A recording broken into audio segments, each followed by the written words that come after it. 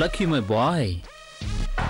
శృతితో పెళ్ళైన తర్వాత ఈ మాట నిజమవుతుంది.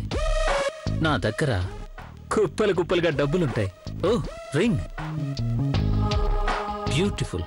ఎంత ఉంటుంది దీనికి? 2 లక్షల 3 లక్షల 18,75,000. అంత ఖరీదా? Yes. You know what bro, నువ్వు ఇంత పెద్ద సూపర్ స్టార్ ఎలా అయ్యావో తెలిసిందే. Because you are so smart. You know why I'm smart? Why bro? ఎందుకంటే నేను డబ్బుని ఎంతగానో ప్రేమిస్తాను.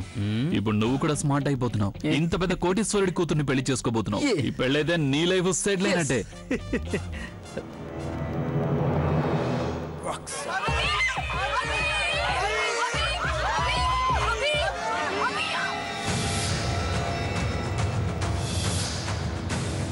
చూడు ఆకాష్,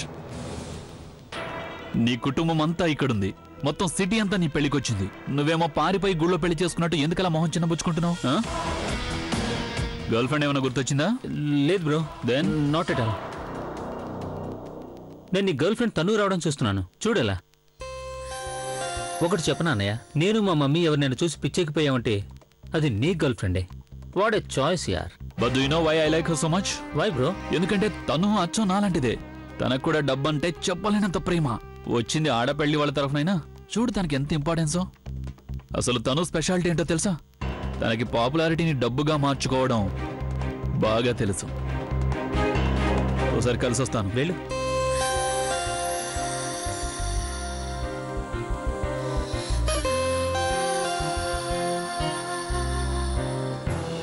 మొత్తానికి మీ అబ్బాయి పెళ్లికి ఒప్పుకున్నందుకు సంతోషం.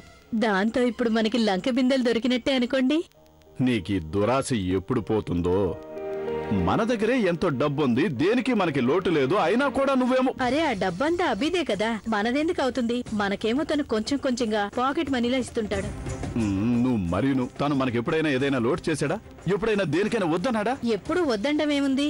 ఫైనాన్షియల్ ఫ్రీడమ్ అనేది కూడా ఒకటి ఉంటుంది కదా. నేను కోరుకుంటాను నా దగ్గర బోల్డన్ని డబ్బులుండాలని.